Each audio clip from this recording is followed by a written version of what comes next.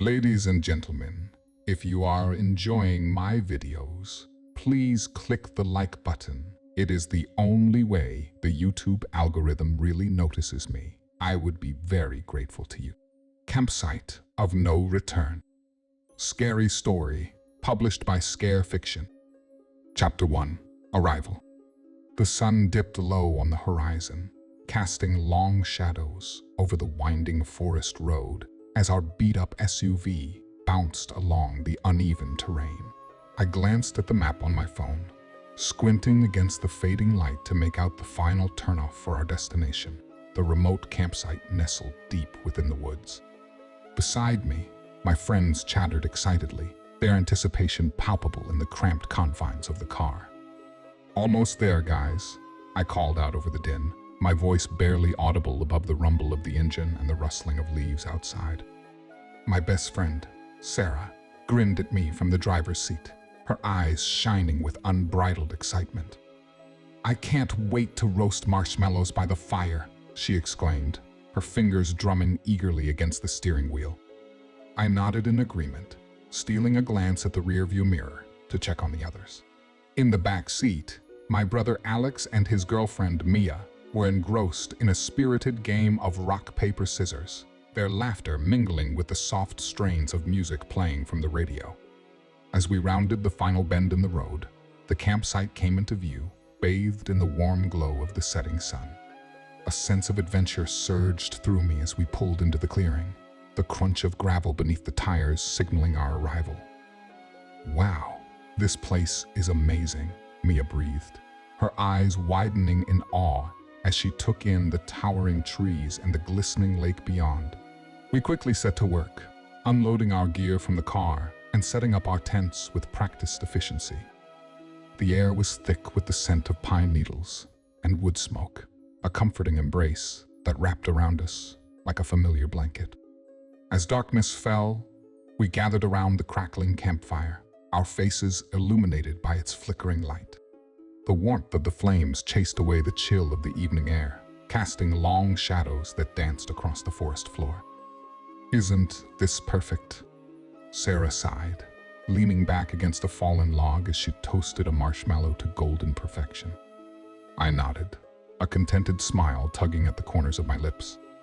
For a moment, all was right with the world, the worries of daily life fading into the background as we savored the simple joys of friendship and nature. But as the night wore on, a sense of unease began to creep into the edges of my consciousness. I shrugged it off at first, dismissing it as nothing more than nerves from being in such a remote location. But as the fire burned low and the forest grew silent around us, the warnings of the locals echoed in my mind like a sinister refrain. "They say this place is cursed," a grizzled old man had told us earlier that day, his voice tinged with a hint of fear. "Strange things happen in these woods, things you can't explain." I had laughed it off at the time, dismissing his words as nothing more than the ramblings of a superstitious old-timer. But now, as the darkness pressed in around us like a suffocating blanket, I couldn't shake the feeling that we were not alone.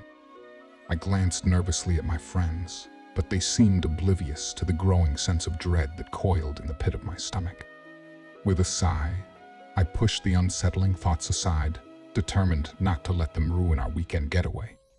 But little did I know, as we settled in for the night beneath the watchful gaze of the moon, that our peaceful retreat would soon descend into a nightmare from which there would be no escape.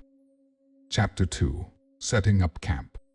The morning sun rose lazily over the treetops, casting a golden glow over the campsite as we emerged from our tents, bleary-eyed and eager to start the day. The crisp morning air was alive with the chirping of birds and the rustling of leaves, a symphony of nature's awakening that filled me with a sense of tranquility. As we set about our tasks, the campsite buzzed with activity, the sound of laughter and chatter mingling with the crackling of twigs as we gathered firewood and pitched our tents. Sarah took charge of building the campfire, expertly arranging the logs in a neat pyramid, while Alex and Maya worked together to assemble their tent nearby. I wandered over to my own tent, my curiosity piqued by the sight of a weathered leather-bound journal lying half-buried beneath a pile of blankets. With a sense of anticipation, I reached out and pulled it free, the musty scent of old paper filling my nostrils as I flipped through its pages. The journal was filled with yellowed parchment and faded ink, its pages filled with cryptic symbols and handwritten notes that hinted at dark secrets lurking beneath the surface of the campsite. My heart quickened as I read tales of mysterious disappearances and strange occurrences that had plagued the area for generations, the words sending a shiver down my body. "What have you got there?" Sarah asked, peering over my shoulder with interest as I hastily stuffed the journal back into my backpack. "Nothing, just an old book I found," I replied, forcing a casual tone as I zipped up the bag and slung it over my shoulder. But Sarah's keen eyes narrowed with suspicion, and I knew that she could sense the unease that churned within me like a stormy sea. With a forced smile, I brushed off her questions and joined the others around the campfire, determined not to let my newfound discovery dampen the mood. As the day wore on, we whiled away the hours swimming in the cool waters of the lake and exploring the surrounding woods, our laughter echoing through the forest like the ringing of bells. But beneath the surface, a sense of unease lingered, fueled by the unexplained noises that seemed to follow us wherever we went. At first, we dismissed them as nothing more than the harmless sounds of the forest, the rustling of leaves in the breeze, the distant hoot of an owl in the night. But as the sun dipped below the horizon and darkness descended upon the campsite, the noises grew louder and more insistent, their source remaining frustratingly elusive. I glanced nervously at my friends, but they seemed unperturbed by the strange occurrences, their faces illuminated by the warm glow of the campfire as they laughed and joked with one another. With a sigh, I forced myself to push aside my mounting sense of unease, telling myself that it was nothing more than my imagination running wild in the unfamiliar surroundings. But as I crawled into my tent that night, the journal clutched tightly in my hand, I couldn't shake the feeling that something was terribly wrong. And as I drifted off to sleep, the whispered warnings of the journal echoing in my mind like a haunting refrain, I knew that our peaceful weekend getaway was about to take a turn for the sinister. Chapter 3: The Haunted Forest. The moon hung high in the sky, casting an ethereal glow over the dense foliage as Sarah and I ventured deeper into the heart of the forest. Despite the warnings we had received from the locals about the dangers lurking within, our curiosity had gotten the better of us, driving us to seek out the source of the eerie phenomena that had plagued the campsite since our arrival. As we pushed through the underbrush, the air grew thick with the heavy scent of damp earth and decaying leaves, a palpable sense of unease settling over us like a suffocating blanket. I stole a glance at Sarah, her face illuminated by the soft glow of the moonlight, and saw the flicker of uncertainty in her eyes mirrored my own. "Are you sure we should be doing this?" she asked, her voice barely above a whisper as she reached out to grasp my hand. I nodded, my heart pounding in my chest as we pressed on, our footsteps muffled by the thick carpet of pine needles that carpeted the forest floor. The darkness pressed in around us like a tangible presence, the branches overhead casting twisted shadows that seemed to dance and sway in the shifting light. Suddenly, a chill wind swept through the trees, sending shivers cascading down my body as a chorus of whispering voices echoed through the darkness. Sarah's grip tightened on my hand, her eyes wide with fear as we exchanged a silent glance, the unspoken question hanging heavy between us. What had we gotten ourselves into? But before we could turn back, a figure stepped out from the shadows, its form shrouded in darkness as it loomed before us, like a specter from a nightmare. My breath caught in my throat as I stared into its empty eyes, a sense of dread coiling in the pit of my stomach as I realized that we were not alone in the forest. "P," "Please," Sarah stammered, her voice trembling with fear as she took a hesitant step backward. Who are you?" But the figure remained silent, its gaze fixed upon us with an intensity that sent a shiver down my body. Panic surged through me like a tidal wave as I turned to flee, the sound of footsteps echoing through the darkness as we raced through the trees, our hearts pounding in our chests.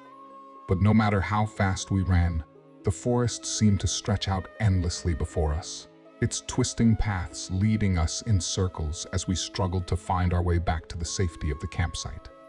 And as the darkness closed in around us, like a suffocating embrace, I realized, with a sinking heart, that we were hopelessly lost, at the mercy of whatever malevolent force lurked within the haunted forest. With each passing moment, the whispering voices grew louder, their words echoing through the darkness like a sinister incantation. And as we stumbled blindly through the trees, our fear mounting with each step, I knew that we were being watched by something far more sinister than anything we could have imagined. Chapter 4. Vanishing Friends. The crackling of the dying campfire was the only sound that broke the oppressive silence that hung over the campsite as we gathered around, our faces drawn and pale in the flickering light. The events of the past few hours weighed heavily on our minds, casting a shadow of fear and uncertainty over our once carefree weekend getaway. It had started with a simple game of hide and seek, a light-hearted attempt to shake off the lingering sense of unease that had settled over us since our ill-fated journey into the haunted forest. But as the minutes turned into hours and our friend Maya failed to emerge from her hiding spot, a sense of dread had begun to gnaw at the edges of our consciousness. Where could she be? Alex muttered, his voice tinged with worry as he scanned the darkness beyond the reach of the campfire's glow. But despite our best efforts, there was no sign of Mia, no trace of her presence, save for the faint echo of her laughter that lingered in the still night air. Panic surged through me like a tidal wave as I realized that she had vanished without a trace, swallowed up by the darkness that surrounded us like a malevolent force. Tensions rose as accusations flew, suspicions mounting among the remaining campers, as we searched desperately for any sign of our missing friend. Sarah's eyes were dark with fear as she turned to me, her voice trembling with uncertainty. "Do you think she's okay?" she whispered, her fingers digging into my arm with the desperation that mirrored my own. I shook my head, my heart heavy with dread, as I gazed out into the darkness, searching for any sign of Maya's whereabouts. But try as we might, our attempts to find her were futile, the forest yielding no clues as to her fate. As the hours dragged on, and exhaustion threatened to overwhelm us, a sense of hopelessness settled over the campsite like a thick fog, deepening the sense of dread that had taken root in our heart. And as we huddled together around the dying embers of the campfire, the realization dawned on us with a sickening finality. Mia was gone, and we were powerless to save her. But even as despair threatened to consume us, a glimmer of determination flickered to life within me, driving me to continue the search for my missing friend. For I knew that no matter how dire the situation may seem, we could not give up hope, not while there was still a chance that Mia was out there, waiting to be found. With renewed resolve, I turned to my friends, the fire of determination burning bright in my eyes as I vowed to do whatever it took to bring Mia back home. And as we set out once more into the darkness, the weight of our grief and fear pressing down upon us like a heavy burden, I knew that our journey was far from over. But no matter what trials may lie ahead, we would face them together, united in our determination to find our missing friend and bring her safely back to the light. Chapter 5. The Ancient Curse. With each passing moment, the sense of foreboding that hung over the campsite grew stronger, a tangible presence that seemed to seep into the very fabric of our surroundings. As we gathered around the dying embers of the campfire, I found myself drawn once more to the weathered journal that I had discovered earlier, its pages filled with cryptic entries that hinted at the dark history of the campsite. With trembling hands, I turned the pages, my heart pounding in my chest as I delved deeper into the mysteries that lay within. The journal spoke of ancient rituals gone awry, of vengeful spirits that haunted the forest, cursing all who dared to trespass upon their sacred grounds. "It's true," I whispered, my voice barely above a whisper as I shared my discovery with my friends. "The campsite is cursed." Sarah's eyes widened with fear as she listened to my words, her fingers digging into my arm with a desperation that mirrored my own. "But how is that possible?" she asked, her voice trembling with uncertainty. I shook my head, my mind racing as I struggled to make sense of the terrifying truths that had been revealed to us. "I don't know," I admitted, my voice barely above a whisper. "But we need to get out of here before it's too late." But even as the words left my lips, I knew that escaping the curse would not be so simple. The forest seemed to press in around us like a living thing, its twisted branches reaching out to ensnare us in its malevolent embrace. And as the shadows lengthened and the darkness deepened, a sense of dread settled over the campsite like a heavy shroud, threatening to consume us all. "We need to leave," Alex agreed, his voice grim as he surveyed the surrounding woods. "But how?" I glanced around, my mind racing as I searched for a way to escape the curse that had bound us to this place. And then, as if guided by some unseen force, I saw it, a narrow path leading out of the forest, its entrance hidden by a tangle of underbrush and vines. "That way," I said, pointing toward the path with a sense of urgency. "We need to follow it." With a sense of determination, we set out into the darkness, our footsteps echoing through the silent forest as we raced to escape the curse that threatened to consume us all.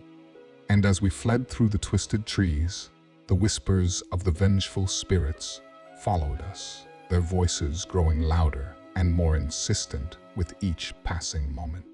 But despite the overwhelming sense of dread that hung over us like a dark cloud, we pressed on, driven by the desperate hope that we could somehow break free from the curse that had ensnared us.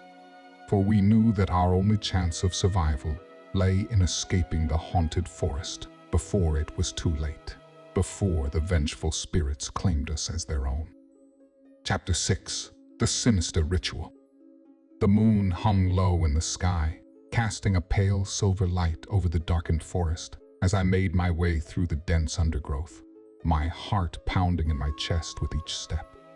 I had sought out the local elder, a wise and weathered figure rumored to hold the key to the dark secrets that haunted the campsite.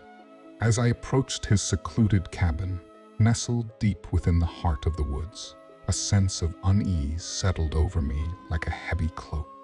The air was thick with the scent of burning sage, its pungent aroma mingling with the distant cries of nocturnal creatures that prowled the night.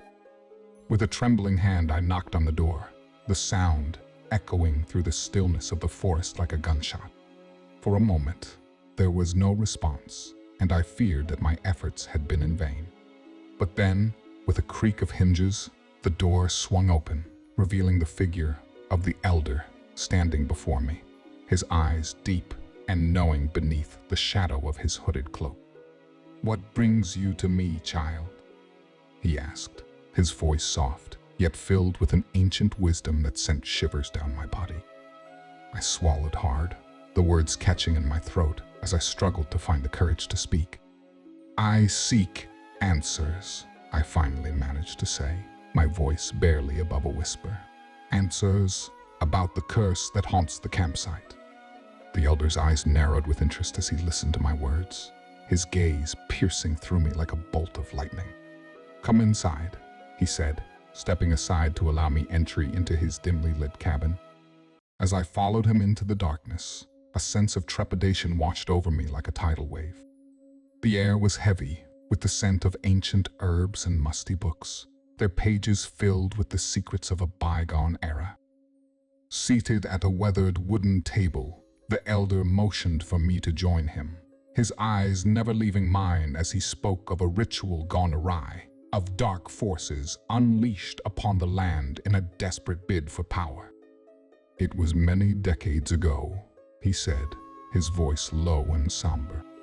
"A group of foolish travelers stumbled upon this sacred place and sought to harness its power for their own selfish desires.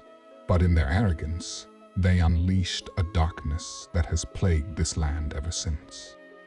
My blood ran cold as I listened to his tale, the realization dawning on me that we were not the first to fall victim to the curse that had claimed so many lives over the years. And as the elder spoke of the vengeful spirit that haunted the campsite, cursing all who dared to trespass upon its sacred grounds, a chill wind swept through the cabin, sending shivers down my soul. "There is only one way to break the curse," the elder continued, his voice grave. "You must appease the spirit, offer it a sacrifice to quell its rage and restore balance to the land." My heart sank at his words, the weight of his revelation pressing down upon me like a leaden weight. But deep down, I knew that he spoke the truth, that our only chance of survival lay in appeasing the vengeful spirit that lurked within the depths of the haunted forest. With a heavy heart, I thanked the elder for his guidance, knowing that our journey was far from over. But as I stepped out into the darkness once more, a sense of determination burned within me like a beacon of hope, driving me forward on our quest to break the curse that had bound us to this cursed land. Chapter 7: Haunted by Visions. The night air was heavy with an oppressive silence as I lay in my tent, the darkness pressing in around me like a suffocating embrace. But despite my exhaustion, sleep eluded me, my mind plagued by a relentless torrent of horrifying visions that blurred the line between reality and a nightmare. In the darkness, behind my closed eyelids, I saw twisted shapes and grotesque figures, their features contorted in agony as they writhed and twisted in the grip of some unseen force. Each vision was more terrifying than the last, a kaleidoscope of horrors that seemed to sear themselves into my consciousness, like brands upon my soul. And yet, amidst the chaos and terror, there were moments of clarity, fleeting glimpses of insight that offered clues to breaking the curse that had bound us to this cursed land. But as quickly as they came, they were snatched away, swallowed up by the darkness that lurked at the edges of my mind. As the hours stretched on and the night wore on, I felt myself slipping further and further into madness, the line between reality and hallucination blurring until I could no longer distinguish between the two. And with each passing moment, the trust that my friends had once placed in me began to waver, their suspicions mounting as they struggled to make sense of the horrors that plagued my mind. "Are you okay?" Sarah asked, her voice filled with concern as she peered into my tent, her eyes dark with worry. I nodded weakly, forcing a reassuring smile despite the turmoil that raged within me. "I'm fine," I lied, the words tasting bitter on my tongue as I struggled to maintain the facade of normalcy. But Sarah wasn't convinced, her gaze lingering on me with a scrutiny that made my skin crawl. "You don't look fine," she said softly, her voice barely above a whisper. I opened my mouth to protest, to assure her that everything was under control, but before I could speak, another vision seized hold of me, dragging me down into its nightmarish depths. I screamed, the sound tearing through the stillness of the night like a knife, but my cries went unheard as I was consumed by the horrors that lurked within my own mind. And as I writhed and twisted in the grip of my own private hell, I knew that my friends could no longer trust me. that I had become a liability to them in their desperate struggle to break free from the curse that bound us to this cursed land. But even as the darkness threatened to consume me, a glimmer of hope flickered to life within me, driving me forward on our quest to uncover the truth and break free from the nightmares that haunted us all. Chapter 8: Race Against Time. The morning sun rose over the campsite, casting a golden glow over the tangled undergrowth as we gathered around the smoldering remains of the campfire, our faces drawn and weary from a night spent haunted by nightmares. But despite our exhaustion, there was no time to waste, no time to dwell on the horrors that lurked within the shadows. With another member of our group missing, I knew that we were running out of time, that the vengeful spirit that haunted the campsite would not rest until it had claimed us all. And so, with a sense of grim determination, I set out to decipher the visions that had plagued my mind, to uncover the clues that would lead us to the source of the curse before it was too late. But as I delved deeper into the twisted labyrinth of my own subconscious, I felt myself slipping further and further into madness, the line between reality and hallucination growing ever more blurred. Fractured relationships and paranoia threatened to tear the group apart. Suspicions and accusations flying like arrows in the darkness as we struggled to make sense of the horrors that surrounded us. "We need to stick together," Sarah insisted, her voice tinged with desperation as she clung to me with a fierce determination that mirrored my own. "We can't let the curse divide us." I nodded in agreement, my heart heavy with the weight of our collective burden. For I knew that our only hope of survival lay in unity, in setting aside our differences and banding together in the face of the darkness that threatened to consume us all. And so, with a sense of grim resolve, we set out on a perilous journey to confront the source of the curse, our footsteps echoing through the silent forest as we ventured deeper into the heart of darkness.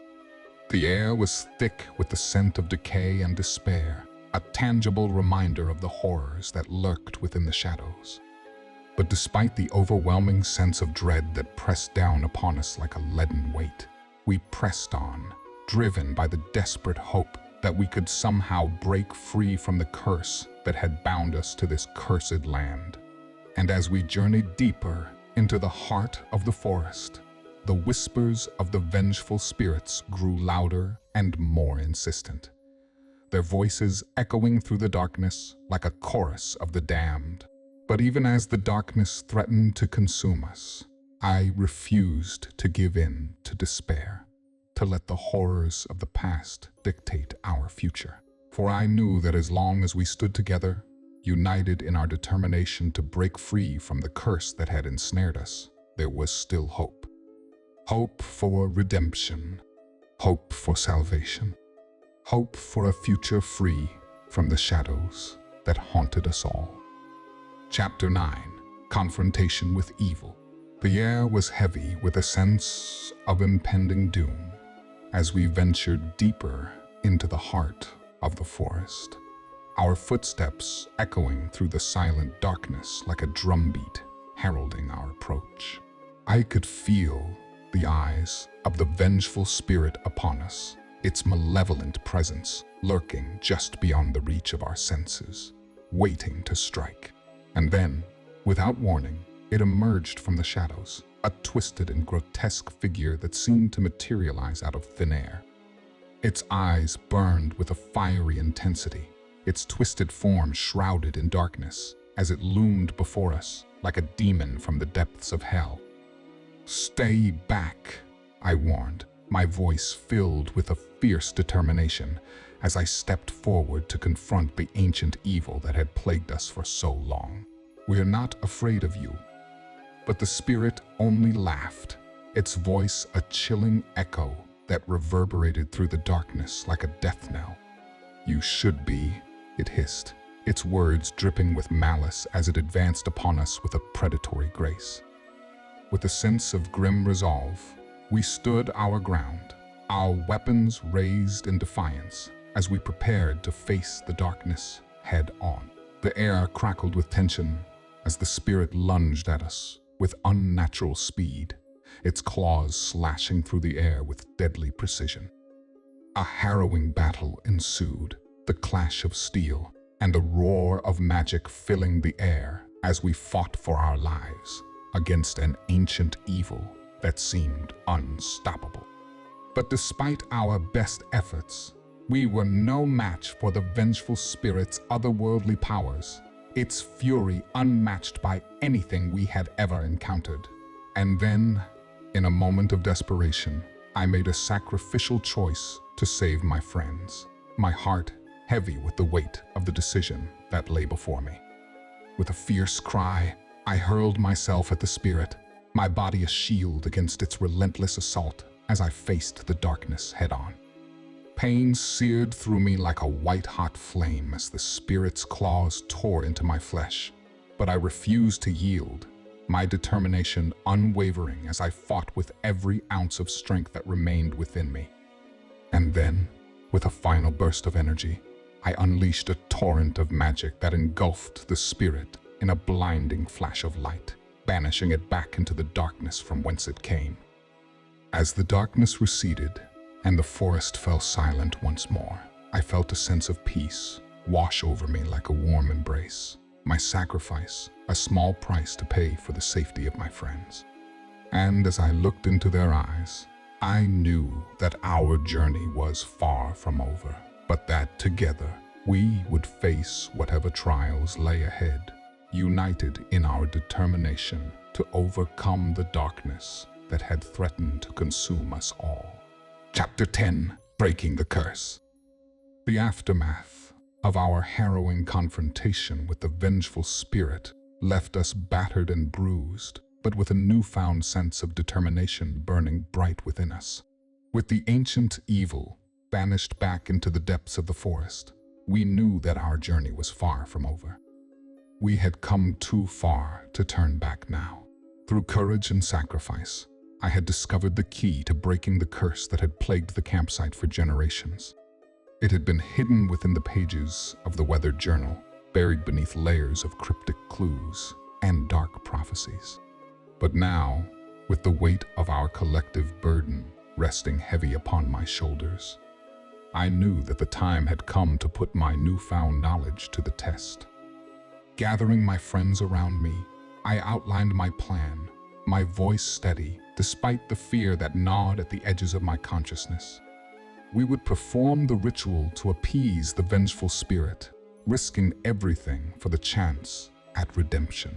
It was a dangerous gambit, fraught with uncertainty and peril, but it was our only hope of breaking the curse that had bound us to this cursed land. As we set out to prepare for the ritual, the campsite was shrouded in an eerie silence, the air thick with anticipation as we made our final preparations. The weight of our impending task hung heavy upon us, like a leaden weight, but with each passing moment, our resolve only grew stronger. And then, as the sun dipped below the horizon and darkness descended upon the campsite once more, we gathered around the smoldering remains of the campfire, our hearts heavy with the knowledge of what lay ahead. With a sense of grim determination, I began to recite the ancient incantations, my voice ringing out through the silence of the night like a clarion call. The air crackled with magic as we performed the ritual, our voices rising in unison as we called upon the spirits of the forest to hear our plea. And then, in a blinding flash of light, the campsite was engulfed in a dazzling display of ethereal energy, the very air pulsating with the raw power of the arcane.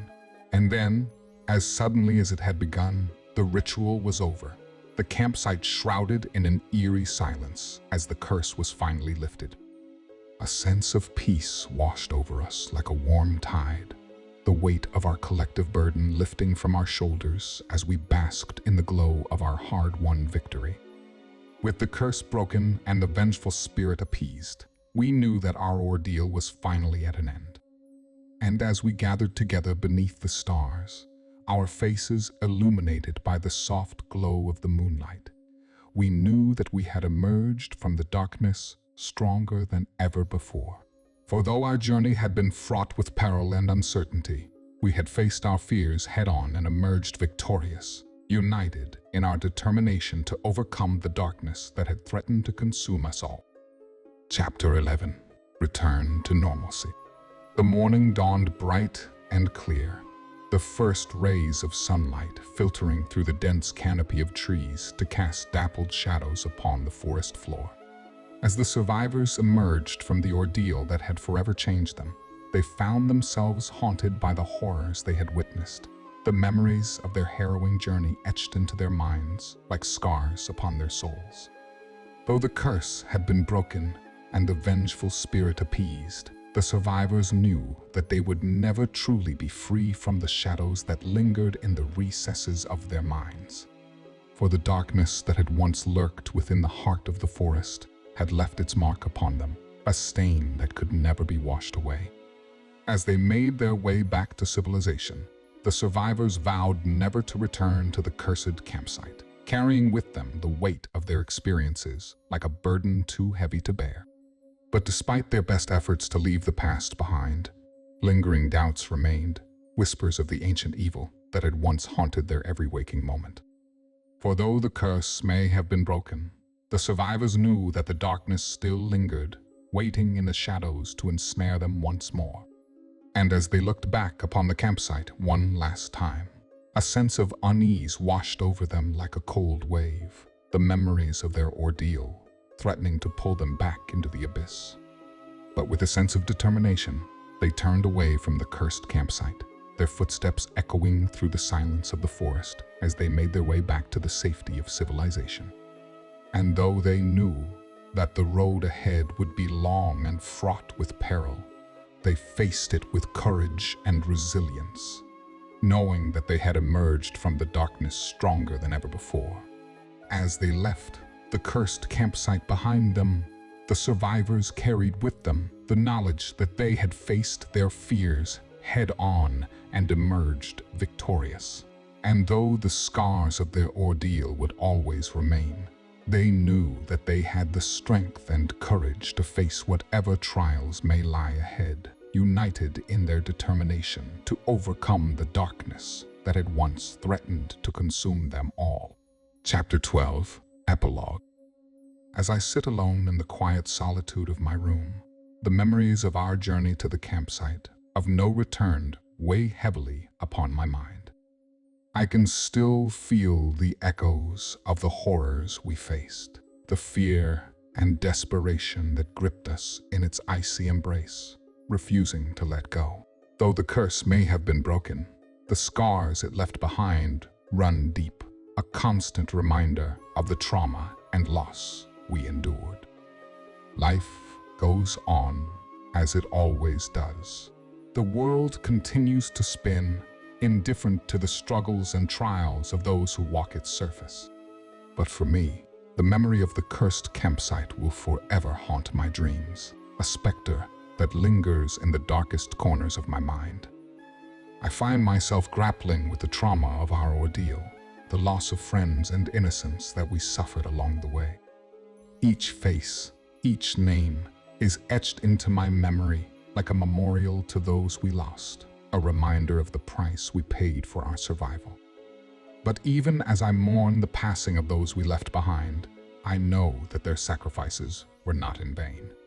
For though they may be gone, their memory lives on within us, a beacon of hope in the darkness that threatens to consume us all.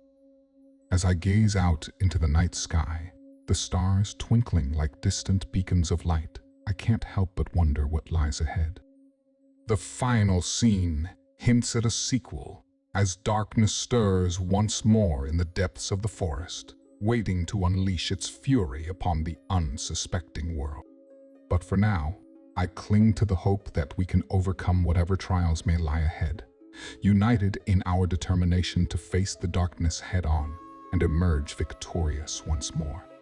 For though the road ahead may be long and fraught with peril, I know that as long as we stand together, we can overcome any obstacle that stands in our way.